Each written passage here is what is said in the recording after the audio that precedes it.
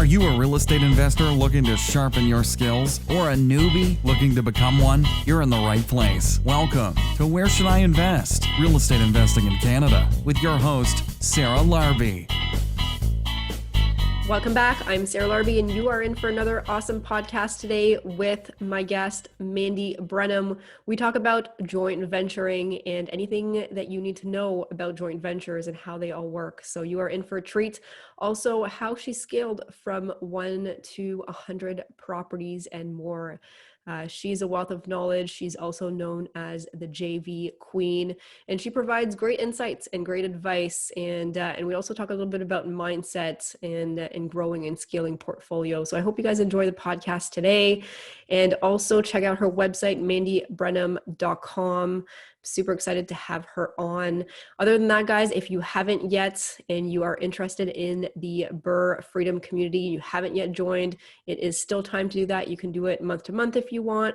I will tell you, I've got some great feedback from our first class from my students, and there is still a little bit of room for you to join, and it is all year. So we've got 24 calls of an hour and a half each. They're at 7 p.m. Eastern Standard Time every first Tuesday and third Thursday of the month. And we're going to go through the entire process.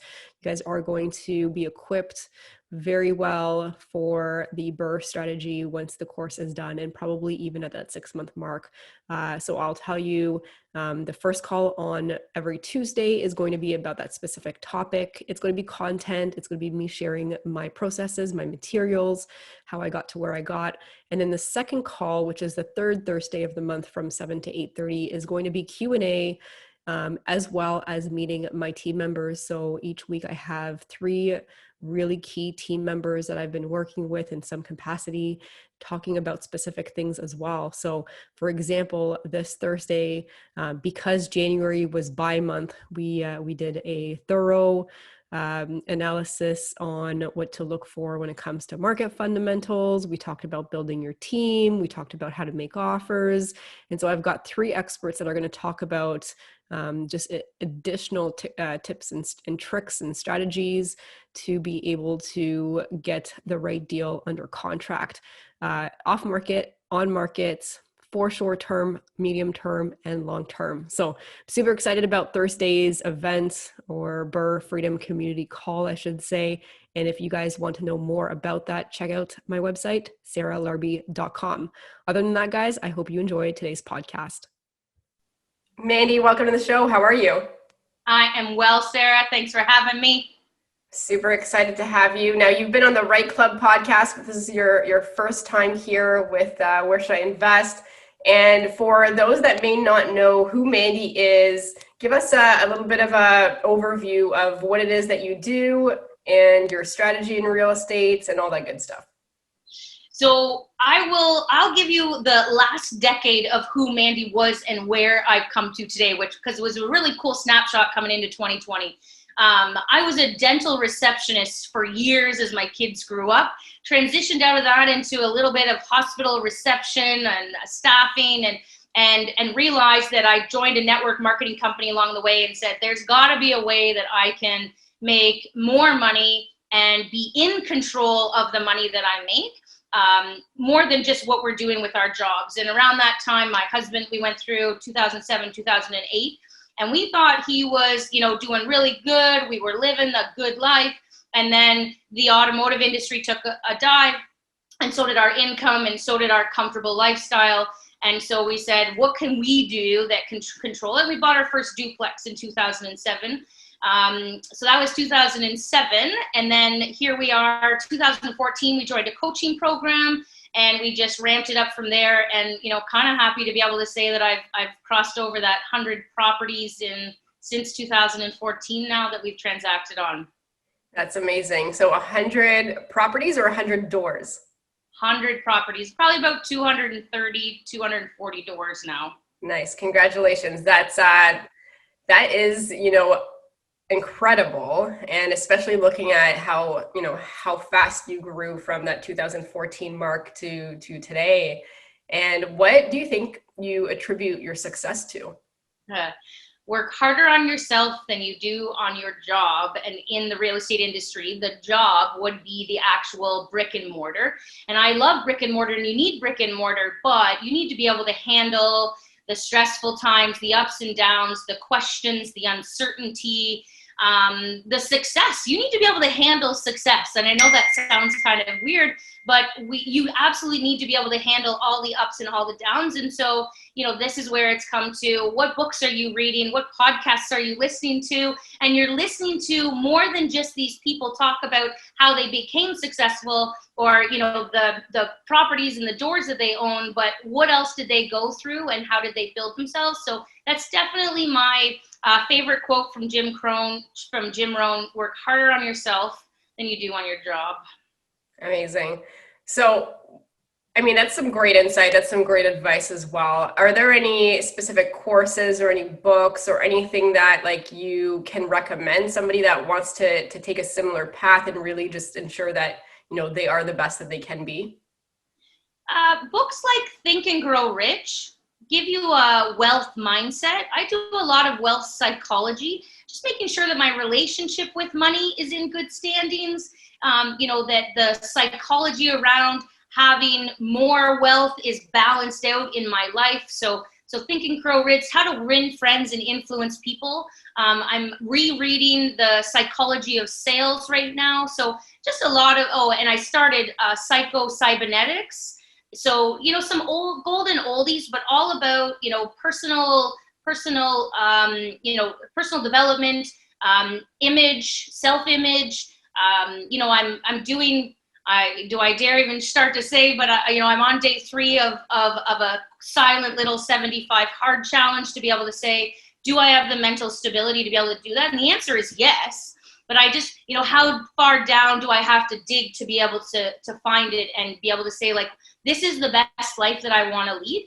And, it's interesting. So what you're kind of looking for is you're trying to close the gap between someday when I have this many doors, or someday when I have $1 million in my bank account, that's when I'll be happy. And I, beginning of COVID, shut that gap right down and said, gosh darn it, if I can't be happy right here, what the hell is $1 million going to do in my bank account if I can't go anywhere, I can't travel, I can't see my family, and I'm going to be here?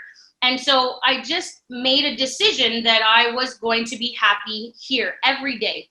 So, I wake up every day going, today is the perfect day. It's not waiting for the grass to be greener on the other side, because people, it's not.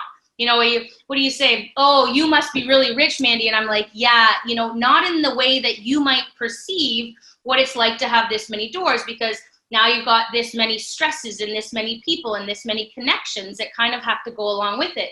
Now, as you grow, you're able to, it's like the lobster story. You're able to, lobster starts out and he has a shell, and to be able to go to the next shell or grow the next shell, right?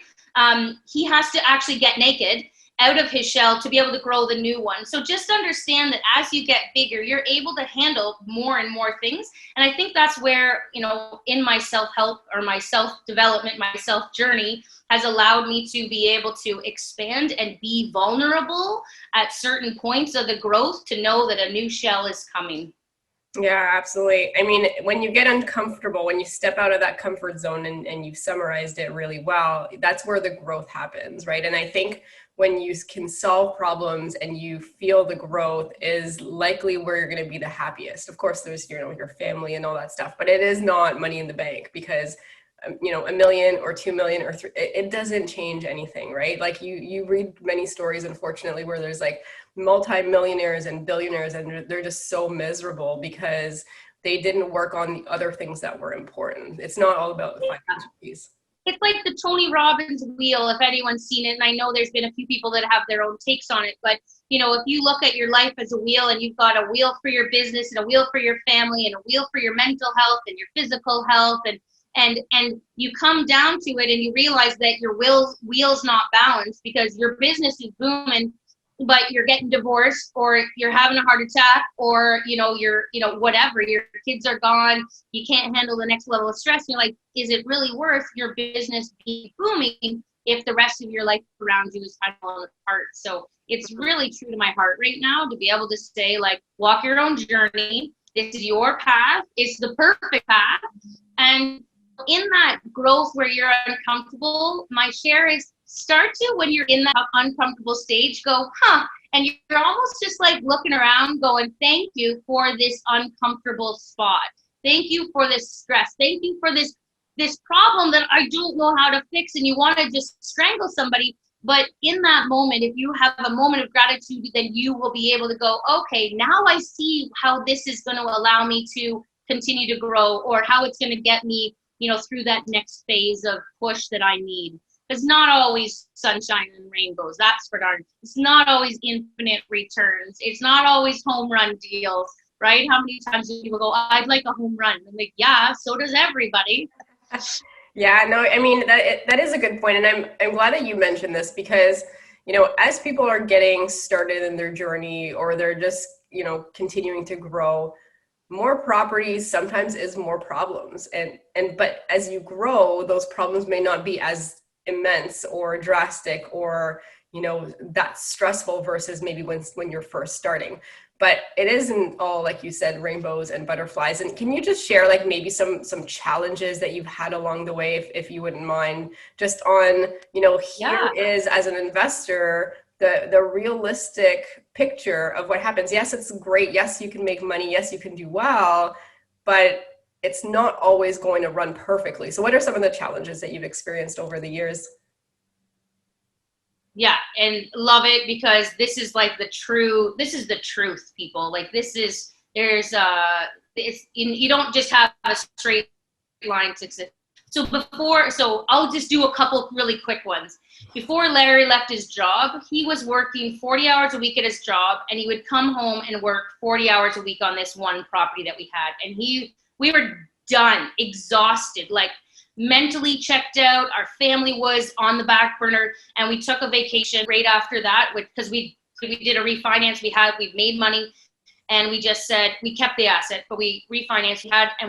We're never going to work do that much. We're not going to push ourselves to the limit. So then there would be other jobs, and along the way I'd be like, Larry, I am behind in timelines. I'm over budget. I need you to step in. So we got really specific. So we'd hired other people, but other people come. Now you're relying on somebody else's timeline. So timelines get messed up. You're coordinating electricians and plumbers and drywallers, and there's like all these moving pieces. And so I got out of control. I lost control of the timeline for this property. So Larry stepped in. Again, there we were really selective of when he stepped in, but we stepped him in, and he just powered out a whole weekend of work and caught us up to where we needed to be. And then it was like, okay, now the project can, make up that time because of what Larry had been able to do. Some more ups and downs. We went to a new city, and in a new city, you're learning a new contractor, a new plumber, a new drywaller, all that kind of stuff. And you think they know what it's like to be an investor. You think they know what you're talking about when you're saying, when you're talking timelines, you're talking budget, but they don't know. They just came from an executive. Oh, I do executive homes all the time. And you're like, yeah, an executive home is not my rental property. And so I kind of need you to shift gears a little bit. So a huge learning lesson for me was really making sure that the person that's in my property understands what the outcome I'm looking for in my rental property. Trust me, there is no Scott McGillivray HGTV camera crews going into my properties. That's not my goal. And so that is not what I aim to have properties look like in my portfolio. Just other things, balancing cash, where you're like, oh yeah, I've got that money, and then you go to the accountant, and then you pay your taxes, and then you thought you had money, and it's just kind of like allocated in different areas. And it's like feast or famine a lot of times with finances. I'm probably talking to the converted here, but you're like, oh, look at me, I have so much money, I just did a refi, and we post those pictures of the big checks, and then the next day you're like, where the hell did it all go? And you're paying stuff. So At the end of our renovations, I cried one time because I was like, if somebody asks me for another dollar, I don't have it. And then like a week later, we refinance. So it's like you deplete all your stock and then you restock and then you deplete and you restock. But each time you do that, you're going a little bit higher, a little bit higher. So those are some of the ones that we've gone through. Yeah. And I mean, and thanks for sharing, because like, you're right? When, especially as you get started, and over time, like you said, it goes higher and higher and you're not, maybe as strapped, but in the beginning, I felt pretty strapped in the beginning, right? Like when we first bought our first house or second house, and then like before the refis, but you're right. People like, just everyone wants to like have a piece of something, right? Like, this costs $2,000. This costs a few $1,000. Like as you're doing stuff, it's just like, and then the taxes, and then, you start incorporating, and then there's, a lot of other things, but it's definitely, you explained really well all the ups and downs. And at some point, the ups and downs will be, less like fluctuating, because you'll have built a reserve at some point in the future. Yeah. I remember the first guy that said, get a Home Depot card and get, a $10,000 budget on it and use that for your stuff and defer everything for 18 months. And, you might have to carry a balance if you have to, if you don't. And I was like, that's crazy. And then the first renovation project that we got, when I was like, okay, I got line of credit, I got cash, I need a Home Depot card. And so we went and got this Home Depot card, which is like mental psyche, because you're like, oh, we've done so well. We've got all of our wealth. We have no debt. And then you do your first flip, or you're in between a couple flips. And if you were to take a snapshot sometimes of your situation at the end of a project, you'd be like, shit, I don't look so good right now. I got credit cards that are maxed out. I got lines of credit that are maxed out. I don't know how. I'm begging from Peter to pay Paul to be able to do, a few little things. And then away go. But if you can't handle that snapshot right at the end, then, that's just one of the parts of it. Again, the wealth psychology that kind of comes into this. Here, I posted this the other day, and gosh, I never get a lot of conversation starters, but billionaires need to lose millions to be billionaires. Whoa, just let that sink in. Millionaires need to lose thousands to be millionaires. And broke people don't want to lose anything, and they want to be rich. So kind of figure out where you are. I was saying to a gentleman the other day, he's going to break his mortgage, and his mortgage is $18,000 to break. But on the other side, we've already figured out, or I didn't, the mortgage specialist figured out that it would be an $11,000 savings if he broke it, paid the fee, and came on the other side. And they were kind of torn. And she said, but Mandy, if it wasn't for you, having discussed with us that you need to lose thousands in order to make millions, you would be focused on this $18,000, which, trust me, is a huge chunk of money. But if you can see the other side, and they're releasing like another $500,000 to be able to go and do this more investing, it's easy to see the other side. But don't get stuck on the thousands if you want to be a millionaire. Don't get stuck on, not wanting to lose any money. Oh, what's the lowest interest rate I can get on a mortgage? That's you trying not to lose any, and you're trying to be rich. So find that balance of being able to pay some money, some interest, pay some interest. We all pay interest. Pay interest. Interest allows you to borrow more money, and that can make you more money. Yeah, absolutely. Really well said. I saw that quote too. I can't remember who wrote it, but it's true. I mean, you look at most millionaires, and there's been $1,000 mistakes, $1,000 issues that come up, and they might not even be mistakes, but they might just be issues altogether. And everything that is going to create wealth is going to have some level of risk, right? So just understand the level of risk, be comfortable with it. And then if you're not, there's really safe assets, but it's not really going to get you wealthy. It's not going to create the riches, right? And, I think ultimately at the end of the day, the more that somebody can educate themselves and then take action, and maybe just like have a circle of people that are doing it around them, it can mitigate a lot of those things that can happen, right? Your team, just to go back, Mandy, like, you mentioned, I believe team, I don't know if we were recording at the time or not, but that's important, right? If you're going into a new city, you need a new, local team, and you go into a different city, you're going to get another local team. And a lot of that, is going to be your make or break. If you get the right team on your side, you can go a lot further than if you got the wrong team. Absolutely. And we're on the ground trying to, create. Another one of my pain points as I was growing was, when do I hire a property manager or not? And I had a mentor at the time, and he called me one day and he said, "What are you doing?" And I was like, "I don't want to tell you." And he said, "Why?" I was like, "I don't want to tell you." And he was like, "What are you doing?" I was like, "Oh, I'm cutting the grass." And he was like, "Well, that'll be the last time that you cut the grass." And, we were acquiring assets. We were doing a whole bunch of stuff. And so I had to give up the cutting the grass, which it was a simple thing. And it was just, there was an appraisal and I needed to have it done, but it didn't matter. I did not have that person on my team. I got that person on my team.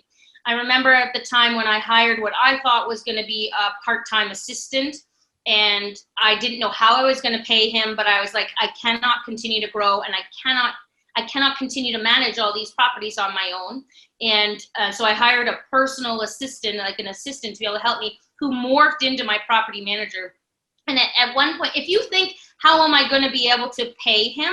I also want you to realize that that's another way for you, that you're saying to yourself, how can I afford not to pay him and still grow?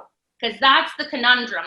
If we don't want to pay him because we don't perceive we have the money to be able to pay him, but you have these goals and aspirations to be greater, then it's kind of asking yourself, do you see your own value in order to be able to bring somebody on so that you can continue to grow?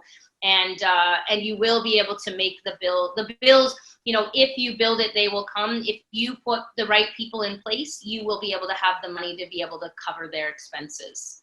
Yeah, absolutely. Great examples. And it's also a great example to show, like, at some point you couldn't self-manage yourself, and it's important to work on the business, not work in the business, and in order to keep scaling. So you've got, 200 plus doors.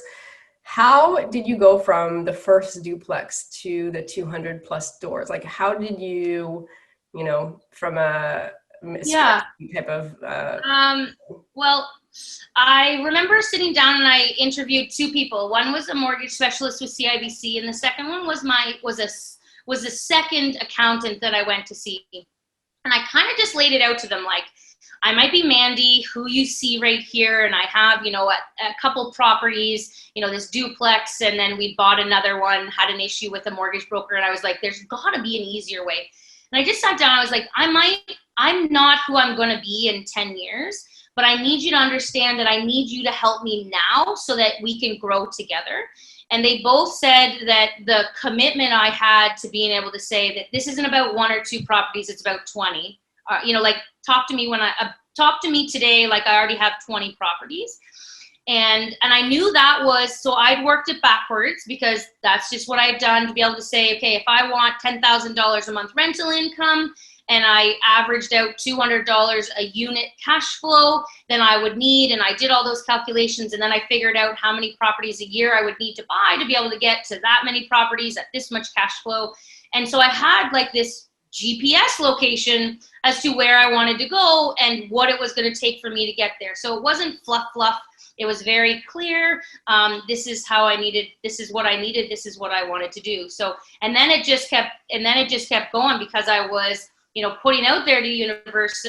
I was attracting some really great deals. The JV partners were just continuing to come because they were, again, people are attracted to action. People are attracted to success. They're attracted to confidence that you're like, who would you rather walk in the bush with? Somebody's like, oh, you know what? I know this is the direction, or I'm not sure. Why don't you come with me and together we can find out the path? And I'm like, not in a dark bush. I'm going to go with the person that I know knows the way. And so as I failed forward and fake it till you make it, so to speak, and I was learning and surrounding myself with phenomenal networking groups and mentors, I became the one that knew my path in the forest, and people just continued to follow. So amazing. So just to summarize it, I mean, you obviously took action, you had the confidence, and you had the systems in place, but it's through joint ventures that you've been able to build this, right? So can you just give us an overview of what your JV partnership looks like and how you've been able to scale it? Yeah. So I attract passive investors. So a bit of a mantra, I attract millions in passive joint venture capital. I help people who want to diversify their investment portfolio with real estate to be able to do it passively. So that's kind of, some of the things that I say to myself, but that's who I'm looking for. Somebody who's like, oh, I've been wanting to do this for so long, but I can't figure out the market. Bidding wars and the time and my kids and dance and, whatever. My job's too busy. I'm too busy. And the time factor. So I just was like, okay, how do I insert me as the solution to a time factor to, the insecurity of unknown, the fear. How does a joint venture reduce fear for the people that are fearful of investing, but they know they want to invest? So come together. I created, again, my power team is around, the joint venture agreement. I've got my accountant, my bookkeeper that has all the joint venture bookkeeping systems. We've got the overview of management, the asset management, the property management, the asset acquisition, what the steps you need to take to be able to get it done. So when somebody commits to saying, yes, Mandy, I am ready, it's about 30 days and we can close on a property because we've got enough properties in our pipeline. And we're actually creating a portal for people to be able to go, okay, you've been approved as a qualified investor. You're going to be able to go in and self-select the asset that you're going to want. So, yeah. So how are you finding these deals? Are they on or off market? On market right now. I would say that 90% of my portfolio has been through a realtor, through the MLS. Now, some of those might be exclusive deals that the realtor has brought to me, but 90% of my deals are with realtors and variety of realtors. Kingston, I have a phenomenal realtor there. I've got a phenomenal on the ground partner that helps and finds those, a local expert.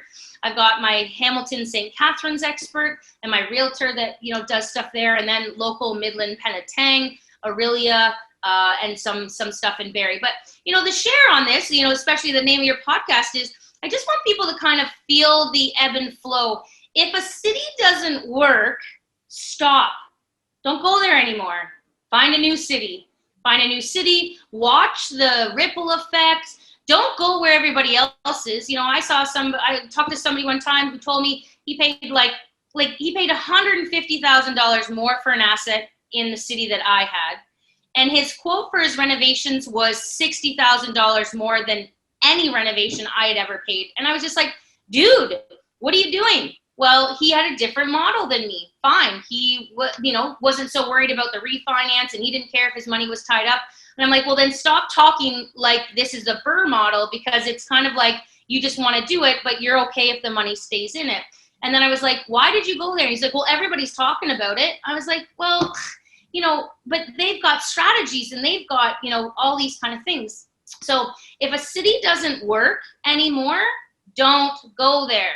And, if you really need to be able to find that new city, then I would be saying, you're on the right club, you're around these kind of networking people.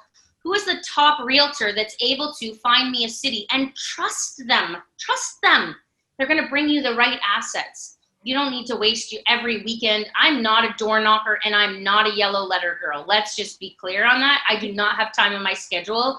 And they do all this work and then they're like, look at me, I found a property with a yellow letter, and you did one in 9 months. And I've bought 20 with realtors, not in the same time period, buying stuff online. So online on realtor does not mean it's overpriced, does not mean that the sellers are gouging. You just have to be able to, make the numbers work.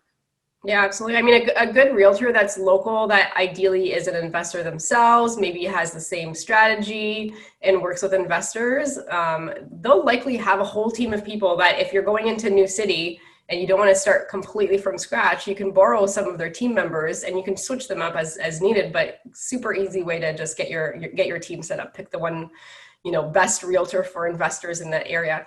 So do you mind if I ask? Sorry? I said, or do a joint venture, because, that's another thing. People are like, well, but I got to do it myself. And you're like, you partner up with, people like yourself, people like me who've been there, done that, still are doing it, have the ins, have the exclusive deals, have the power team, have the proven systems, and be like, sweetheart, I could probably make you the same amount of return that you're going to do on your own as in my model, a 50-50 split. Just saying, and you can be really clear on it. Come with me and do one and see and feel who my power team is, how my systems are set up. And then when we do the burr and you want to burr on your own, you want to take your money and go do it on your own, I would love that. Like, love it. So learn with somebody. You don't have to do this all on your own. Yeah, absolutely. So question for you, are you doing conversions these days? Is that what the burr is, or are you doing something different with the burr? Yeah, so it depends on the market. And Kingston, we're still looking for single families that we can convert, because Kingston had a very low vacancy, like zero vacancy. They had a lack of units. In other markets that I'm looking into, I am finding there's tons of rental supply, but they're shit. They're run down, they are tired, and the tenant profile that we put some fake ads on Kijiji are there. So we're actually buying existing stock and renovating it to our standards, branding it, so to speak. We are branding all of our properties now. So it's going to be a brand for each investor and a brand for the tenants to be able to say, like, yeah, I rent from Mandy. Like, Mandy's properties meet this standard, meet this kind of management. I know they're present landlords. And so for that, there's going to be, slight elevation in the rental rates that I'm going to be able to charge because they're renting from me. So so I'm finding existing properties and I'm burring existing properties. We just did a burr on an existing duplex in Kingston. A quick example, although I don't share it too much because it's just extreme, but it happened. We negotiated it in March, a legal duplex, found it on Facebook. It went on to Realtor. My Realtor helped us buy it. So I always share that because people think that I'm buying stuff off market, but whenever my Realtor is involved, to me, that's a Realtor deal, okay? So found it for $290, closed on it in June with a JV partner. So JV partner will say needed 60 grand, and we told him that it was a $40,000 renovation. So that was going to be $20,000 for the back 1-bedroom little unit and a $20,000 exterior renovation. We put new siding, fascia, soffits, like the property just glowed from the outside. And I envisioned that the appraiser's coming around the corner and they got this picture in their hand of this tired white duplex, it's overgrown bushes. And they get there and they're like, holy shit, like, this is a new place. We got a $450 appraisal. Nice. So $450 brings it down to a $360,000 mortgage. My partner got 100% of his renovations down payment back, and we had 40 grand to split over and above that. Wow. And I will say, like, because you said you don't share it often, that is rare, right? Like a burr in one, which is what I call it. A burr in one is rare. So how often do you think you get a burr in one out of 100 properties? Is it every 10 properties you might get a burr in one where you're paying back all of your capital and then you're actually making a profit as well from the first refi? From the first refi, out of my 100, I've probably, about 10 times. I'm going to say about 10 times. So then I'm going to add on top of that because I like that distinction. So in the first refi, about 10 properties got all their money back. And some of them we didn't refi right away. So within the first 3 years, I've created another 25 full payouts. Okay. So I would tell you right now in my portfolio, there's about 35 infinity properties that have all of their money back. And I'm talking from investing I started my own self again in 14 and with joint venture partners. My first joint venture partner was 2016. So since 2016, I have created 35 infinity properties. And I think that's a good distinction, right? Because if you're looking for that perfect deal where everything comes back out and you're making money, I'll tell you, you'll get your money out, but sometimes it's going to be over a couple different years, right? Like you might refi right after the renos, you might decide to refi when the market clicks back up and you're seeing some comparables go up for a lot higher and you're like, I could likely pull out the rest of my money. You're probably going to want to do that at some point. But it's not going to be every time that you're going to get a home run. So Mandy, when you're looking at a deal, what is a good deal? Is it when you're getting all of your reno and holding costs and half of your down payment? Like, what does that look like for you? So, let's even just breathe into a 5-year mortgage for a minute, because at some point people are like, oh, I remember myself going, oh, 5 years is so far down the road. Are we ever going to get to 5 years?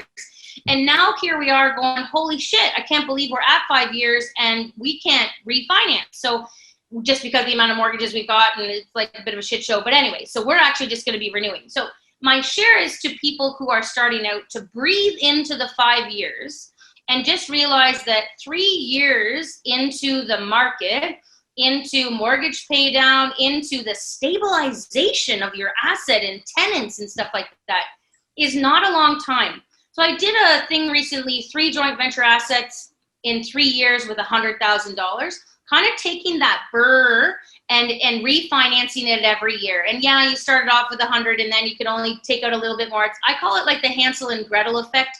You're leaving a little bit of money in each deal. So it's not a big deal to get, one guy was like, oh, I think I could refinance, get my last 20 grand out. And I'm like, if you need your last 20 grand, you're probably not going to be one of my wannabe JV partners right now. So you're fine to leave that in there. But Hansel and Gretel it along the way. You're like, leave 20 and then I leave 40 and then I leave 30 at the end of 3 years. And I think the big thing about this little diagram that I shared was it's 3 years, people. You can take your 100 grand and recycle it around. You now have 6 doors, 3 assets in 3 years. You need the 3 years in order to have that amount of stuff. So breathe into it. Understand that if you're not taking action today and you're waiting for the home run, we'll probably get 10 doubles and have more scores than you waiting on a home run. And I share that with a lot of people. So you do you, wait for your home run, or do a double and a double and a double and a double. And those doubles in Hamilton 2 years ago are looking pretty damn grand slam right now. Yeah, absolutely. So, and it's a great analogy with the Hansel and Gretel, because you will leave a little bit in each deal, right? And over time you can refinance, whether it's 2 years, 3 years, you'll take your money back. Just be patient over time. Is there like a cash on cash or an ROI number or something that you can like share, like a range? I don't know if you have that number of like, here's how I analyze the deal, and if it's got this much cash on cash return or this much return on my investments, then it makes sense. Yep. So for my joint venture model, okay, so pretty clear, I just got a filter of joint ventures. When I go into a deal, I go, is this a deal that I would do myself? And if it is, then it's a deal that I'm happy to bring a joint venture on board with. I don't get out of bed for less than 30%. So minimally, I'm looking at a JV partner saying, here's a 15% passive. They're not all beautiful cash flowing properties. Cash flow is my book will be called Cash Flow the Illusion, because it's not always there. That doesn't mean that it's not there, but you start to have a maintenance reserve and a vacancy allowance. And, okay, so on the pro forma, your cash flow is 255, but let's say it's a beautifully maintained building and, you're accumulating your reserve fund or your maintenance fund and your vacancy because people aren't leaving. Well, then that just accumulates onto your cash flow, right? But on the pro forma, people are like, oh, I need more than $200 a month. And I'm like, okay, but, then you're going to take, here's one. I got one. I got $1,000 a month cash flow. And you need 183,000. Oh, well, that's not what I want. I'm like, well, the ROI is the same, higher amount of money, higher cash flow. It's just a perception. So if you only need $55,000, but you've got $200 a month cash flow and your ROI is 35%, really, these are the same. It's just a greater amount of money. So don't necessarily look at the cash flow. And then, that is that post refi, after refi, there's lots of different variables involved, but I don't get out of bed for less than 30%. And okay. I would say the average deal I have is 40 to 50%. And I'm very conservative. Like, if you don't like the look of my pro forma, good, because I don't speculate. I don't jump around on my numbers. I don't Airbnb any of my units to be able to show, oh, here, look at, this is a cash flow. Oh, right. But you can't use that for qualifying for the bank. So, we're going to have to figure that out, or you're going to have to put a larger down payment. I don't know, just some of those. I've looked at a lot of pro formas for people, because that's kind of one of the things that I offer is deal reviews. And so you'll be like, yeah, but look at the cash flow. And you're like, well, is that sustainable? They have a 2% vacancy on on an Airbnb. I mean, again, I'm pretty sure we're good for, June, July, and August, but what about those other months? And how do we account for those kind of things? So just making sure that people are, if cash flow is what they're looking for, then we meet that cash flow, but it might take a higher amount of capital, and the return on investment is, about the same. Yeah, I mean, I think it's interesting. I do have some Airbnb rentals. Like the way that I will run them is I'll look at like worst case scenario, long term, if I had to turn it around and remove the, the short term stuff, what that looks like. Right. And then I take the upside with the Airbnb, but there's lots of different strategies to do it. Now, your 30% to 50% ROI. Are you factoring in, because there's probably people thinking this, like, is it appreciation, mortgage pay down, and cash flow together that create that ROI, or is it just the cash flow, or how do you look at that?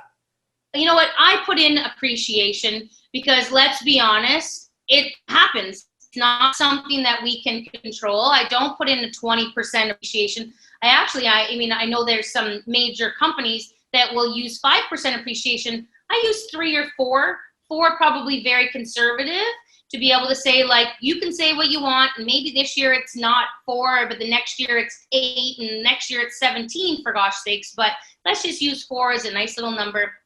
I do post refi, anticipating that if you've got back a big chunk of money, my going forward calculation is after you've gotten out this big chunk of money. So your capital remaining in your asset is less because of the refi, which also means that I'm not accounting for active appreciation in my ROI. That's already been calculated in. So it is cash flow.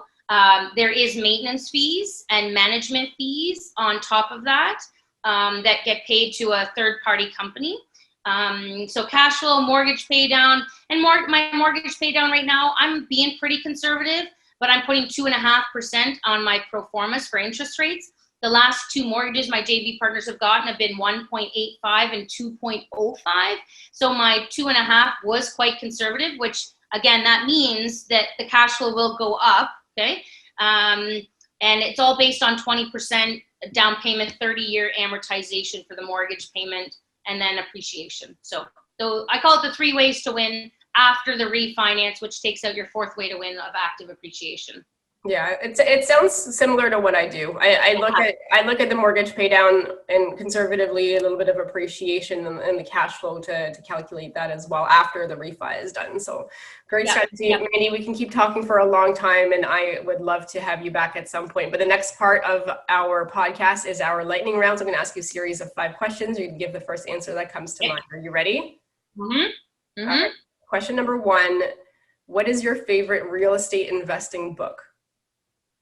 I'm gonna say Real Estate Investing in Canada by Don Campbell. Just a solid basics. I went back to it recently.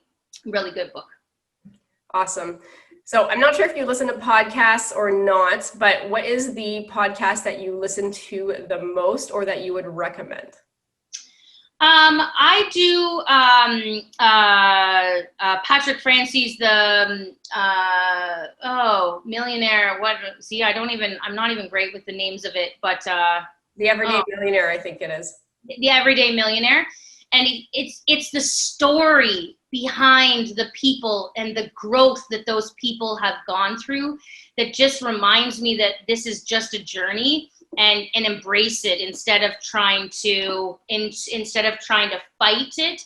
That podcast and those Everyday Millionaires show me in the variety of industries that they're in that everybody's going through their same struggles, but you have to if you want to be an everyday millionaire. Awesome. Number 3, what do you do for fun when it's not real estate? We bought a boat this year, which is going to be an awesome thing for next year. I did yoga this morning and went for a jog. I love my morning coffee, spending time with my hubby, and laughing a lot. All right. Sounds good. We were debating the boat thing as well, because it's always good to buy something when the season is done from a discount perspective. But I think we're going to wait till next year. I just bought a Tesla. So yes, I saw that about some of your tax differences between. I thought that was a really cool little share.